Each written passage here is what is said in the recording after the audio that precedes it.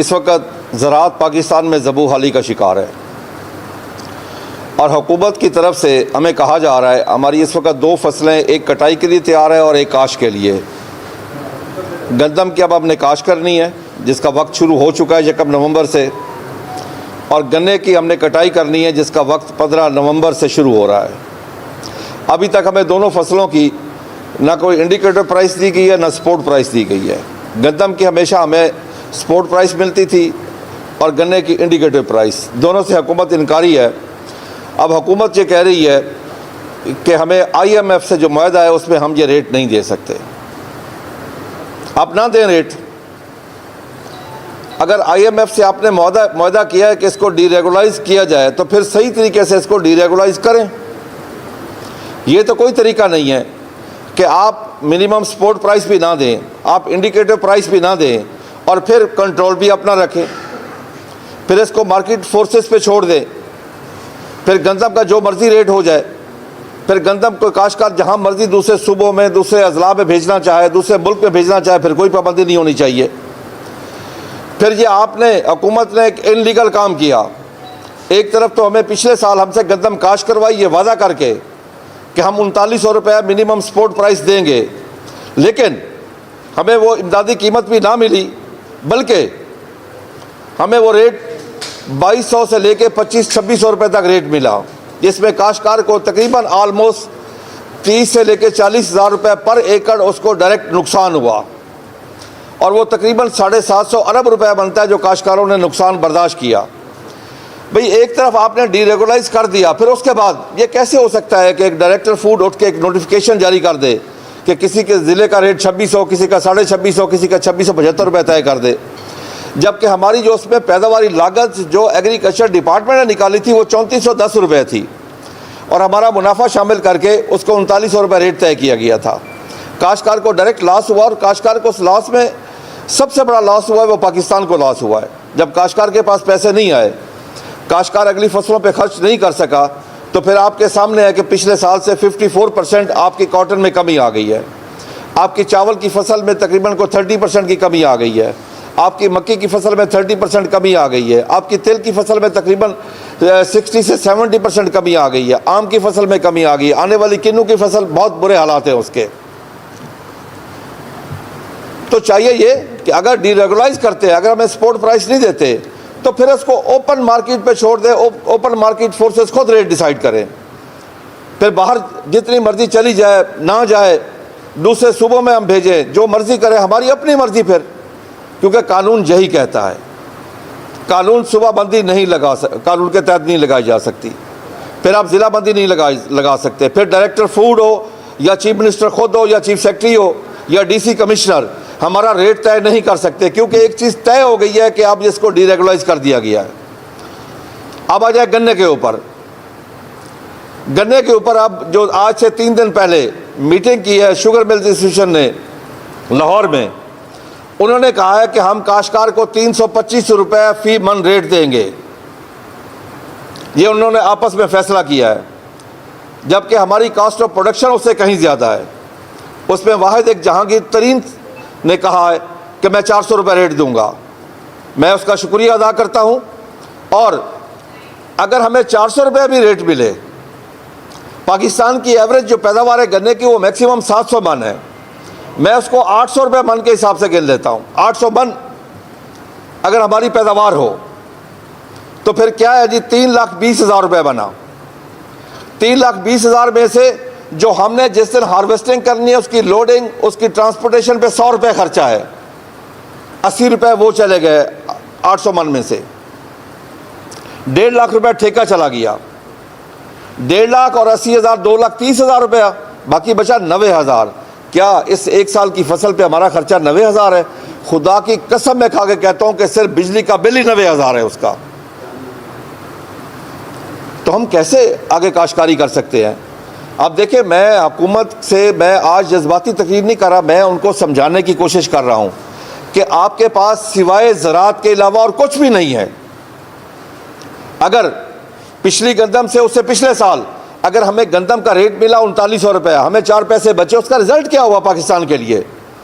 पाकिस्तान की मईशत पे क्या असरात पड़े? कि हमने आपको पिछले साल एग्रीकल्चर की ग्रोथ थी 6.5, इंडस्ट्री की 1% से कम थी, आईटी की कम थी, बाकी तमाम शोबों की कम, सबसे ज़्यादा हमने ग्रोथ दी। लेकिन हम इतनी मेहनत स्ट्रगल कोशिश करने के बावजूद काश्तकार के साथ सलूक किया जा रहा है कि पाकिस्तान की हिस्ट्री में पहली दफ़ा फर्स्ट टाइम ये हुआ है कि हमारी बिजली का रेट सनतकार से ज़्यादा हो गया, सनत से ज़्यादा हो गया। जब सनत का रेट 19 रुपये था तो हमारा रेट 7-8 रुपये था यूनिट का। आज इंडस्ट्री का रेट 48 रुपये और हमारा 60 रुपये से ऊपर है, जो काश्तकार नहीं दे सकता। इस वक्त ज़राअत पाकिस्तान में फिजिबल नहीं रही, ये मुमकिन नहीं है। भाई गन्ने का अगर आप रेगुलेट करना चाहते हैं तो करें, फिर शुगर मिल वालों को खुली छुट्टी दें, वो चीनी जहाँ मर्जी एक्सपोर्ट करें, बाहर दुनिया में वो भेज सकते हैं, एक सूबे से दूसरे सूबे में भी जा सकती है। फिर उसका मार्केट फोर्सेस उसका रेट डिसाइड करे कि चीनी का रेट क्या होना चाहिए, फिर हुकूमत उस पर ना आए। अगर हुकूमत रेट फिक्स करती है तो हुकूमत को ये भी चाहिए फिर हमारे गन्ने का रेट भी फिक्स करे, और मिलना होना ये चाहिए कि दोनों को लेवल प्लेइंग फील्ड मिलना चाहिए। कॉस्ट ऑफ प्रोडक्शन में तय हुकूमत को करना चाहिए। अगर हुकूमत हमारा रेट तय करती है, वो देखे गन्ने का रेट क्या है और चीनी का रेट क्या होना चाहिए, उनकी शुगर मिल की कॉस्ट ऑफ प्रोडक्शन क्या है, काश्तकार की कॉस्ट ऑफ प्रोडक्शन क्या है, शुगर मिल को क्या प्रॉफिट मिलना चाहिए, काश्तकार को क्या प्रॉफिट मिलना चाहिए। देखिए ना, हम काश्तकार क्या मांग रहे हैं, हम मांग रहे हैं अपनी 6 माह की फसल पे सिर्फ 25 से 30% प्रॉफिट। हम नहीं कह रहे कि हमारी फसल का रेट डबल कर दे, हम बिल्कुल इस चीज़ के हक में नहीं है कि एंड कंज्यूमर को कोई चीज़ महंगी मिले। अगर हुकूमत ने एंड कंज्यूमर को चीज़ें सस्ती देनी है, वो काश्तकार की कीमत पे तो ना दे ना, काश्तकार के मौशी कत्ल पे तो ना दे ना, क्योंकि इस वक्त काश्तकार के तो ना घर के हालात अच्छे हैं, ना खेत के हालात अच्छे हैं, ना बच्चों की तालीम के हालात अच्छे हैं, ना बच्चों की सेहत के हालात अच्छे हैं। और काश्तकार तो इस वक्त इस काबिल ही नहीं है कि अगली फसल काश्त कर सके। आप यकीन कर लें कि ये जो हमारी कमर में छुरा नहीं घोंपा गया, ब्रस्ट मारा गया, जो गंदम का रेट जो हमें नहीं मिला था, और उसमें सबसे ज़्यादा नुकसान किसको हुआ है, पाकिस्तान को नुकसान हुआ है, पाकिस्तान की मैशत को नुकसान हुआ है। मैं कई दफ़ा ये कह चुका हूँ कि आज से 1.5-2 साल पहले जब गंदम की शॉर्टेज आई थी तो हमारी 24 माएँ बहनें आटे की लाइनों में शहीद हुई थी, हमारी 3-3 किलोमीटर आटे की लाइनें लगी थी। अब जो हालात आ रहे हैं, मैं देख रहा हूँ कि 10-10 किलोमीटर की लाइनें लगेंगी, क्योंकि काश्तकार गंदम काश्त करने नहीं जा रहा। मैंने कल ही डेटा लिया है, मैं हुकूमती डेटे की बात कर रहा हूँ, मैं अपने डेटे की बात नहीं कर रहा। मैंने कल पंजाब सीड कॉर्पोरेशन से डेटा लिया कि आपका सीड कितना सेल हुआ है इस दफ़ा गंदम का, तो उन्होंने फरमाया है कि हमारा सीड पिछले साल की निस्बत 50%, और अभी ये नहीं पता वो डीलर के पास किया है कि डीलर से वापसी कितना आता है। फिर मैंने प्राइवेट सीड कंपनी से रब्ता किया, किसी ने कहा मेरी 10% सेल है पंजाब में, किसी ने कहा मेरी 20% सेल है पंजाब में, सिंध में किसी ने 30% कहा, किसी ने 20% कहा कि मेरी सेल है। अगर बीज ही नहीं बिक रहा, अगर खादे सेल नहीं हो रही, खादे सेल क्यों नहीं हो रही कि हमारी प्रोड्यूस का रेट कम है, कॉस्ट ऑफ प्रोडक्शन ज़्यादा है, खादों का रेट ज़्यादा है, बिजली का रेट ज़्यादा है, डीजल का रेट ज़्यादा है। काश्तकार क्या करे, काश्तकार ने तो अपने जानवर बेच दिए, काश्तकार ने तो अपने बच्चों के जेवर तक बेच के फसल पे लगा दिए। क्यों? काश्तकार तो यही समझता है कि मैं नैब खुदा हूँ, अल्लाह का दिया और रिज़्क़ इस ज़मीन का सीना चीर के अल्लाह की मखलूक तक पहुँचा के वो तस्कीन हासिल करता है। काश्तकार तो हर वक्त खुदा की कसम अल्लाह पे तवक्कल करता है, अल्लाह के तवक्कल पे खुले आसमान के नीचे वो बीज फेंक देता है। सर्दी हो, गर्मी हो, हवाएं चले, अंधेरी आए, झक्खड़ चले, जो मर्जी हो, वो अल्लाह की तरफ देख रहा होता है, अल्लाह पे तवक्कल कर रहा होता है कि अल्लाह तबारक व तआला मुझे भी रिज़्क़ देगा, अपनी मखलूक को भी रिज़्क़ देगा। और इसमें कोई शक नहीं, रिज़्क़ देने वाला वही है, किसान नहीं है। किसान को तो एक ज़रिया है, अल्लाह तबारक व तआला ने अपना एक ज़रिया बनाया कि अपनी मखलूक तक रिज़्क़ पहुँचाने के लिए, तो वही जो ज़रिया है, वही जो नैब खुदा है। आज मैं हुकूमत से इल्तिजा करता हूँ, वो बहुत परेशान है। आज उसकी ज़राअत जिससे वो इश्क करता है, ज़राअत हमारा सिर्फ प्रोफेशन ही नहीं है, हमारा शौक़ भी है। आज वो ज़राअत तबाही के दहाने पे है। आज वो ज़राअत ना मुनाफा बख्शा है, ना बाइज़्ज़त कारोबार है। आज ज़राअत दिन ब दिन डूबती जा रही है। दुनिया में कोई भी हुकूमत हो, इस्लामी हो, जमहूरी हो, गैर जमहूरी हो, हुकूमत के अवलीन फ़राइज़ में शामिल है कि वह अपने मुल्क में अमन व अमान कायम करे और मईशत को बेहतर करे। पाकिस्तान की मईशत का दौर मदार ज़राअत पर है। ज़राअत बेहतर होगी तो मईशत बेहतर होगी, जब मईशत बेहतर होगी तो ख़ुद ब खुद अमन व अमान बेहतर होगा। मैं आज ये कहूँगा कि पाकिस्तान की मईशत की तबाही की वजह यही है कि हमने ज़राअत पर तवज्जो नहीं दी, हमने ज़राअत पे इन्वेस्टमेंट नहीं की। जिस सेक्टर से 20 से 25 हजार अरब की प्रोड्यूस आती है एग्रीकल्चर लाइफ स्टॉक से। उसके ऊपर इन्वेस्टमेंट क्या है? जीरो। उसका रिसर्च का बजट क्या है? एग्रीकल्चर की जीडीपी का 0.18। अगर ब्राजील ने चंद सालों में तरक्की की तो वजह उसका रिसर्च का बजट 1.75 है, हमारा 0.18 है। आज आप यकीन कर लें कि हमारे जो रिसर्च के इदारे हैं उनके पास साल से उनको तनख्वाह नहीं मिल रही। वजह क्या? किसी जज को तनख्वाह ना मिली हो, किसी ब्यूरोक्रेट को तनख्वाह ना मिली हो, कोई है ऐसा वाक़या किसी वजीर को ना मिली हो, या वजीर आजम को खुद अपनी तनख्वाह ना मिली हो, या उनके पास मराहत ना हो। अगर नहीं है तो रिसर्च के लिए नहीं है, बजट नहीं है तो रिसर्च के लिए नहीं है, बजट नहीं है तो पाकिस्तान के लिए नहीं है। हम बचपन से पढ़ते आ रहे हैं कि पाकिस्तान की मैशत की रीढ़ की हड्डी ज़राअत है। आज वो हड्डी टूटने जा रही है। आज वो हड्डी में वो ताकत नहीं रही। अब दुनिया कहाँ जा रही है, हम कहाँ खड़े हैं? हमसाया मुल्क ने गंदम की जो स्पोर्ट प्राइस है, ये साल जा रहा है 2024-25 का, उन्होंने 2025-26 का रेट दे दिया अपने काश्तकार को। ये होती है फ्यूचर मार्केटिंग, कि काश्तकार को साल नहीं 2 साल पहले पता हो कि 2 साल बाद मैं ये चीज़ काश्त करूंगा और मुझे ये रेट मिलेगा। लेकिन पाकिस्तान में आज काश्त हमारे सर पे है, दूसरी फसल गन्ने की हार्वेस्टिंग होने वाली है, हमें कुछ पता नहीं कि हमारे साथ क्या सलूक होगा। क्या पाकिस्तान बनने में हमारा कोई किरदार नहीं था काश्तकारों का? क्या पाकिस्तान की मैशत के लिए क्या इस किसान का कोई किरदार नहीं है जो साल के 365 दिन काम करता है, जो न सर्दी देखता है न गर्मी देखता है, नंगे पांव आपकी खातिर यक सर्दी की रातों में, कोहरे की रातों में, उसे नहीं पता होता कि सांप है, बिच्छू है, क्या है। वो आपके लिए जाके उन सब से लड़ता है और आपके लिए अल्लाह का दिया और रिस्क ज़मीन से को चीर के ज़मीन का सीना फाड़ के वो निकाल के आपको ला के देता है। आज क्या उसके लिए किसी ने कुछ किया? क्या किसी ने उसके लिए, किसान के लिए आवाज़ बुलंद की कि आज किसान मरने जा रहा है? आज किसान, आप जाके देखो देहातों में वो रह किस तरह रहा है। आज वो अपना इलाज कराने के काबिल नहीं है, वो आज अपने बच्चों की तालीम के काबिल नहीं है कि अपने बच्चों को अच्छी तालीम दे सके। हत्ता कि यहाँ तक पूरे मुल्क के लिए कपड़े का बंदोबस्त करने वाला, उसके लिए कपास पैदा करने वाला, खुद खुदा की कसम जो छोटा किसान है, वो नंगे जिस्म बड़ी मुश्किल से वो कोई एक लगोटी पहन ले, उसके पास पहनने के लिए पूरे कपड़े ही नहीं होते, उसके पास खाने के लिए पूरा रोटी नहीं होती, और लेकिन वो आपके लिए हमा वक्त आपकी खिदमत पे है। जब वो बीमार हो जाए, रिटायर हो जाए, उसके लिए गवर्नमेंट की तरफ से कोई मराहत नहीं है, किसी किस्म की कोई मराहत नहीं है। मैं हुकूमत से इल्तजा करता हूँ, हाथ जोड़ के इल्तजा करता हूँ कि खुदा के लिए गन्ने के काश्तकार को रात को नींद नहीं आ रही। गंदम का काश्तकार इस वक्त परेशान है कि मैं काश्त करूँ या ना करूँ।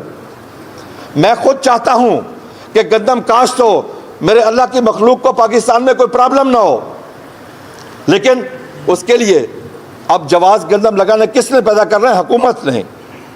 हुकूमत बताए काश्तकार को, सिर्फ इतना बता दे कि ये तुम्हारी कॉस्ट ऑफ प्रोडक्शन है, ये तुम्हारा रेट है, ये तुम्हारा मुनाफा है। खुदा की कसम हम काश्त करने के लिए तैयार हैं। हम जाके काश्तकारों की मिन्नत करेंगे गंदम काश्त करो, लेकिन हुकूमत कुछ बोले तो सही ना। अब ये तो नहीं हो सकता कि चीफ मिनिस्टर साहबा ये फरमाए कि मैं आपको नुकसान नहीं होने दूंगी।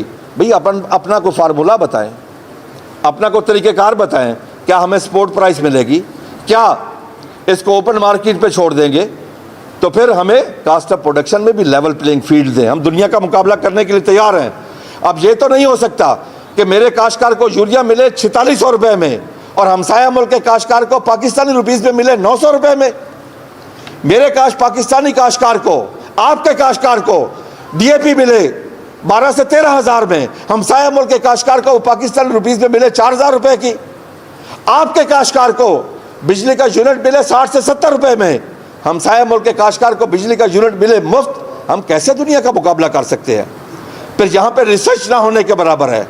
एक्सटेंशन सर्विस अगर है तो उसके पास 15 काम और हैं ज़राअत के अलावा। दुनिया में ऐसा कभी भी नहीं होता। एक्सटेंशन सर्विस का काम है सिर्फ फार्मर के पास जाना। यहाँ पे जुमा बाजार, इतवार बाजार, प्राइस कंट्रोल, खाद कंट्रोल, पेस्टिसाइड कंट्रोल, जितने काम हैं वो सब किसको दिए जाते हैं? एक्सटेंशन डिपार्टमेंट को। हत्ता के डेंगू आ जाए, कोरोना आ जाए, ये एक्सटेंशन डिपार्टमेंट को भेज दो। यानी जहाँ पे अगर किसी को फालतू डिपार्टमेंट समझा जाता है वो एग्रीकल्चर डिपार्टमेंट है। हालांकि इस मुल्क के लिए सबसे इंपॉर्टेंट ज़राअत है। ज़राअत से अहम कोई चीज़ नहीं है इस वक्त। ठीक है, दुनिया IT में आगे चली गई, इंडस्ट्री में आगे चली गई, हमें भी जाना चाहिए, लेकिन हम नहीं गए। हमारे पास इस वक्त सिवाय ज़राअत का और कुछ नहीं है। फिर मैं एक चीज़ और कहता चलूँ, हम हर साल आबादी में एक नया न्यूजीलैंड या सिंगापुर ऐड कर रहे हैं। क्या उस हिसाब से हमारी ग्रोथ है? मैं आज आपके इस प्लेटफॉर्म पे कह के जा रहा हूँ, इस प्रेस क्लब में, कि पिछले साल हमारी एग्रीकल्चर की ग्रोथ आई थी 6.5, इस दफ़ा माइनस पे जा रही है। अगले साल हम क्या करेंगे? अगर काश्तकार की एक फसल बैठ जाए, 3 साल के असरात मुरतब होते हैं फसलात के ऊपर, क्योंकि काश्तकार के पास पैसे नहीं होते, इन्वेस्टमेंट नहीं कर सका। मैं हुकूमत से गुजारिश करता हूँ, इल्तजा करता हूँ, मिन्नत करता हूँ कि खुदा के लिए, इस गन्ने के काश्तकार के लिए, इस कपास के काश्तकार के लिए, बाकी तमाम गंदम काश्त करने वालों के लिए कुछ ऐलान करें, उन्हें बताएं, उनको यकीन दिलवाएं, उनको उनके कास्ट ऑफ प्रोडक्शन में लेवल प्लेइंग फील्ड दें। बिजली के कनेक्शन कटे जा रहे हैं, इस वक्त हज़ारों के हिसाब से कनेक्शन कट चुके हैं, क्योंकि काश्तकार बिल अदा नहीं कर सकता। काश्तकार की कैपेसिटी नहीं है कि वो ये बिल अदा कर सके। ये क्या तरीका है कि अगर रेट बढ़ाया गया है तो बढ़ाएं, लेकिन इंडस्ट्री के रेशो से बढ़ाएं ना, जिस तरह आपने इंडस्ट्री का बढ़ाया है, क्योंकि हमेशा हमारा रेट इंडस्ट्री से हाफ से भी कम होता था। इस दफा उससे क्यों बढ़ा दिया गया? इंडस्ट्री से भी बढ़ा दिया गया है। आज वक्त है, आज हुकूमत ने, पंजाब हुकूमत ने AC साहबान, DC साहबान, कमिश्नर साहबान को लगाया है कि वो गंदम काश्त करवाएं। इस तरह गंदम काश्त नहीं होगी मोहतरमा। मैं चीफ मिनिस्टर साहबा से गुजारिश करता हूँ, ये हमसे गंदम काश्त नहीं करवा सकते। ये क्या खाद डालेंगे उसमें? क्या हमें DAP देंगे? क्या हमें नाइट्रोफास देंगे? क्या हमें SSP देंगे? क्या हमें यूरिया देंगे? क्योंकि हमारे पास तो पैसे नहीं हैं। आप डेटा निकलवाएं कि पंजाब सीड कॉर्पोरेशन का बीज कितना सेल हुआ है। 50% सेल हुआ है इस दफा।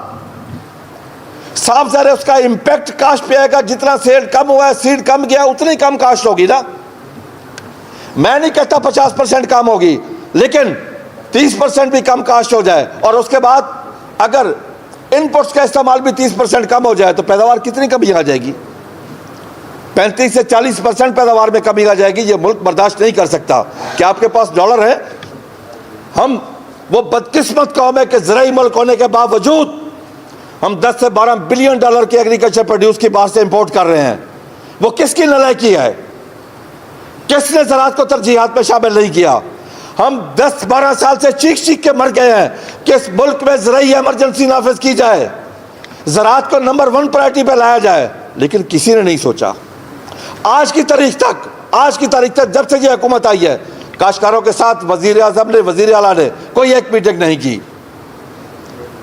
मेरी एक मीटिंग वज़ीर आला साहबा से हुई, वो मैं उस मीटिंग को कहूँगा कि नॉन सीरियस मीटिंग थी। कोई सीरियस उसको नहीं लिया गया, हमारी तजावीज़ पे अमल नहीं किया गया। दुनिया में ऐसा नहीं होता। स्टेक होल्डर को बुलाया जाता है, स्टेक होल्डर से डिस्कस की जाती है, स्टेक होल्डर के मसाइल सुने जाते हैं, फिर जाके हुकूमत फैसला करती है। अब होता क्या है? हमारे फैसले कौन करता है? Finance department. एक ऐसा ब्यूरोक्रेट बैठ के फैसला करता है ज़राअत के बारे में, जिसको ज़िंदगी में जिस ज़राअत का पता ही कौन है, जिसको ये भी पता नहीं होता कि गंदम का दरख्त है या पौधा है। वो क्या फैसला करेगा ज़राअत का? हमारे लिए सबसे बड़ा मसला ये इस वक्त यही है कि चंगेज़ खान के हिस्टोरिकल वर्ल्ड है कि उसने कहा था कि मैंने अपनी पूरी ज़िंदगी में एक दफ़ा भी जुल्म नहीं किया था। सुनने वाले हैरान शशदर रह गए कि जिसने खून के दरिया बहाए, वो कहता मैंने जुल्म नहीं किया। उसने तशरीह की कि मैंने पूरी लाइफ पे किसी लाइक के ऊपर नालायक नहीं बिठाया। अगर ऊपर फाइनेंस में बैठे हुए ब्यूरोक्रेट हमारी ज़राअत के फैसले करेंगे, हमारी ज़राअत के ऊपर टैक्स लगाएंगे। अब आ गए इनकम टैक्स की तरफ कि IMF का प्रेशर है। भाई IMF का प्रेशर है तो हमारी हुकूमतें क्या कर रही हैं? भाई IMF से कर्जा हमारे किसान ने तो नहीं लिया, इस किसान ने तो इस मुल्क का खजाना नहीं खाया। ये किसान तो 1 रुपया लेके नहीं खा सकता, अपनी जमीन पलट करता है, फिर अपना कर्जा लेता है, और जब तक वो अदा नहीं करता तो उस वक्त तक उसकी जमीन पलट रहती है। ये कर्जा किसने खाया है? ये कर्जा किस बेगैरत ने माफ करवाया है? लेके उन बेगैरतों का नाम लिया जाए। अगर मेरा कोई किसान शामिल है, खुदा की कसम हम अदा करने के लिए तैयार हैं। ये क्या तरीका हुआ कि आप IMF के पास जाएं तो गिरवी किसको रखें? काश्तकार को। इस पाकिस्तान की मैशत की बर्बादी करके आ जाए। इस मुल्क में सिवाय ज़राअत के और है क्या आपके पास? आप लोगों ने खुद क्या डिलीवर किया है? हुक्मरान अमीर से अमीर हो गए, मुल्क गरीब से गरीब हो गया। ये सियासतदान अमीर से अमीर हो गए, मेरा मुल्क गरीब से गरीब हो गया। अब मैं क्या कह सकता हूं ज़रात के लिए? इन्ना लिल्लाहि व इन्ना इलैहि राजिऊन।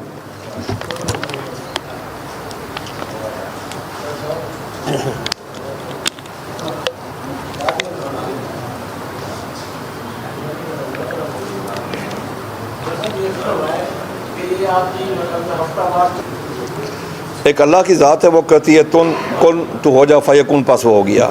इंसान जब को काम करता है उसे तजवीज़, तईद, तदबीर, कोशिश, मुश्किल हर चीज़ का सामना होता है। आपकी बात बिल्कुल सही है कि हम इस वक्त तक बिल्कुल टोटली अपनी गुजारिशात मनवाने में नाकाम हुए हैं। ना हम ज़राअत को तरजीहात में शामिल करवा सके हैं, ना हम ज़राअत में कॉस्ट ऑफ प्रोडक्शन में हमसाया मुमालिक के साथ लेवल प्लेइंग फील्ड ले सके हैं। अब मैं आपसे अर्ज़ करता चलूँ कि बात हो रही है IMF के कहने पे स्पोर्ट प्राइस। क्या तरक्की याफ्ता ममालिक की मैं बात कर रहा हूँ? तरक्की याफ्ता ममालिक, क्या अमेरिका स्पोर्ट प्राइस नहीं देता? क्या ऑस्ट्रेलिया नहीं देता? क्या यूक्रेन नहीं देता? क्या रशिया नहीं देता? क्या इंडिया ने अब जो इस साल 24-25 की काश्त हो रही है, उन्होंने 25-26 की भी दे दी है स्पोर्ट प्राइस। और IMF वो कम अज़ कम ये उनसे बात तो कर सकते हैं ना कि हम पे वो पाबंदी लाएं जो आप पे भी है।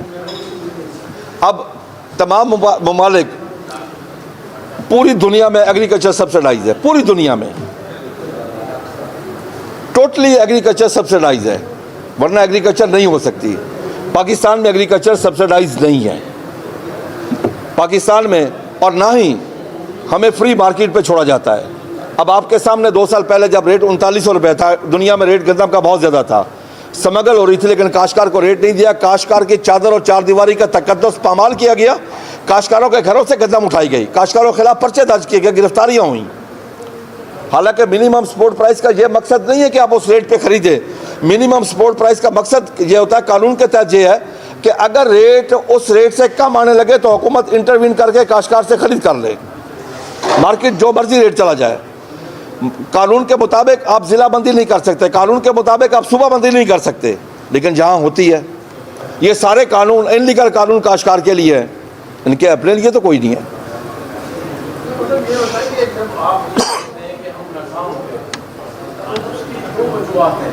या तो हुकूमत आपकी तंजीम को वजन नहीं दे रही, या आपकी तंजीम में कोई आपस में कोई खिलाफात है। किसान इत्तेहाद तकसीम दर तकसीम इसी नाम से मुतअद्दिद तंजीमें वजूद आ चुकी हैं। आपकी कुव्वत जो मुश्तमिल थी पहले, मुझे याद है कि आप अगर ये ऐलान करते थे कि हम आज बैठकों के बाहर मुजाहरा करेंगे तो कोई मुजाहरे से पहले आपके मुतालबात हल हो जाते थे। तो इसका मतलब है कि आपकी कुव्वत कम हो गई है, आपका वजन कम हो गया है, जो आपके मुतालबात पर हुकूमत कान नहीं रखती। पहली बात तो ये है कि ये हमारी नाकामी नहीं है जी, मैं आपको अर्ज़ कर रहा हूँ। ज़राअत की पाकिस्तान में नाकामी, ये किसानों की नाकामी बिल्कुल नहीं है जी, ये पाकिस्तान की है जी, ये पाकिस्तान की मईशत में है जी। इसमें कोई शक नहीं कि काश्तकारों के नाम पे बहुत सारे लोगों ने सियासी पार्टियाँ बना ली, क्योंकि जब ये पाकिस्तान किसान इत्तेहाद एक ब्रांड बना तो बहुत सारे लोगों ने एक सियासी पार्टी इस नाम पर रजिस्टर्ड करा ली। लेकिन मैंने उनसे भी गुजारिश की कि जी सियासी पार्टियाँ इस तरह नहीं चलती, मुमकिन नहीं है इस तरह चले। बहरहाल, लेकिन अब मैं आपको अर्ज़ करता चलूँ कि प्रोटेस्ट के हवाले में आपने बात की है। क्या हम प्रोटेस्ट कर सकते हैं इस मुल्क में? क्या एहतजाज करना सुन्नत मियाँ नवाज शरीफ नहीं है, सुन्नत इमरान खान नहीं है? वो ख़ुद करें तो ठीक है, हम करें तो गिरफ्तारियाँ हैं, डंडे हैं। मैं लाहौर भी गिरफ़्तार हुआ, मुझे इन्होंने जाके वाघा बॉर्डर पे रखा, मुझे इस्लामाबाद में गिरफ़्तार किया, जाके CIA सेल में रखा। और हालांकि हमने आज तक कभी भी एक गमला नहीं तोड़ा। और मैं इस वक्त भी इस मीडिया के तवस्सुत से ये कहता हूँ कि इस वक्त हमारा मुल्क ये एहतजाज, ये धरने, ये बर्दाश्त नहीं कर सकता। इसकी मईशत तबाह बर्बाद हो चुकी है। हमें सबको मिल के इकट्ठे होकर बैठ के मुल्क की मईशत के लिए सोचना चाहिए। इस वक्त बजाय हम एहतजाज में जाएँ, धरनों में जाएँ, ये काम करें, मिल बैठ के तमाम मकातब फ़िक़्ह के लोग मिल के बैठे और मुल्क की मईशत के लिए सोचें। क्योंकि हम दिन ब दिन बहुत पीछे जा रहे हैं कि हम ज़रूरी मुल्क होने के बावजूद अगर गंदम बाहर से मंगवाएं, दालें बाहर से मंगवाएं, एडिबल ऑयल बाहर से मंगवाएं, हम कपास बाहर से मंगवाएं, हमारा कपास का दुनिया का बेहतरीन मुल्क था, इस दफ़ा हमको $2.5 बिलियन की बाहर से कपास मंगवाएंगे। कम अज़ कम हमें 1 से 1.5 बिलियन डॉलर की गंदम बाहर से मंगवानी पड़ेगी। ये मुल्क इस तरह नहीं चल सकता। और बदकिस्मती से, मैं आपको अर्ज़ करूं, बदकिस्मती से हमारे सियासतदान अपनी ज़ाती जंगों में हैं, पाकिस्तान की खातर वो इकट्ठे हो मिलकर बैठ बात नहीं कर सकते। अच्छा, एक मैं आपकी इन्फॉर्मेशन के लिए एक चीज़ बताता चलो जी, हमने एक और प्लेटफॉर्म चूज़ किया जी। हमारी परसों मंगल वाले दिन पहली मीटिंग है जी लाहौर में। हमने फेडरेशन से मिलकर कि पाकिस्तान के तमाम चैम्बर ऑफ कॉमर्स, उनको हमने रिक्वेस्ट की है कि आए मिल के लिए हज़रात के लिए आवाज़ उठाते हैं ज़रात की बेहतरी के लिए। तो उनके फेडरेशन के जो प्रेसिडेंट है इस वक्त FPCCI के, वो SM तनवीर हैं। मेरी उनसे मीटिंग हुई थी। हमने एक कोई 7-8 रुकनी कमेटी बनाई है, जिसकी हमारी मंगल 3 बजे फेडरेशन का ऑफिस लाहौर में मीटिंग है। और उसके बाद हम इसके ऊपर बाकायदा नेशनल डायलॉग ऑन एग्रीकल्चर करवाने जा रहे हैं।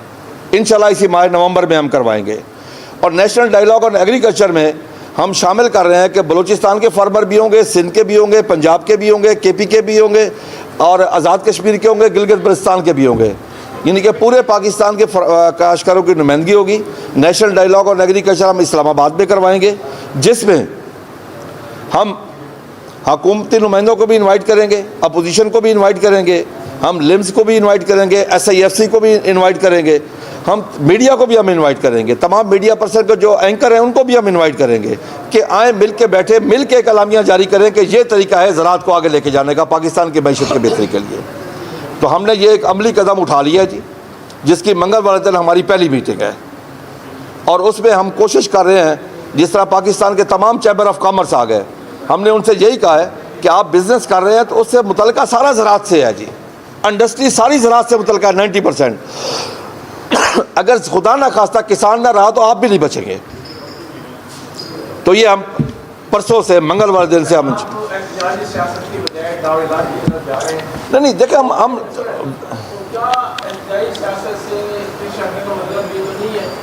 आपको माली मामला की दुश्वारी का सामना होती है। पहले तो आपकी पूरी तंजीम किसानों से बाकायदा मेंबरशिप, उनसे माहाना चंदा वसूल करती थी। पहली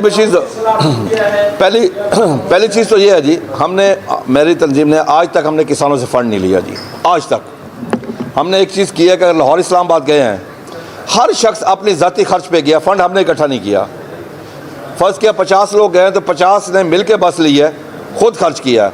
हमने आज तक, ये मैं चैलेंज वाली बात कर रहा हूँ, मीडिया के सामने कह रहा हूँ, मैंने आज तक किसी फार्मर से 1 रुपया फ़ंड नहीं लिया, 1 टेडी पैसा मैंने आज तक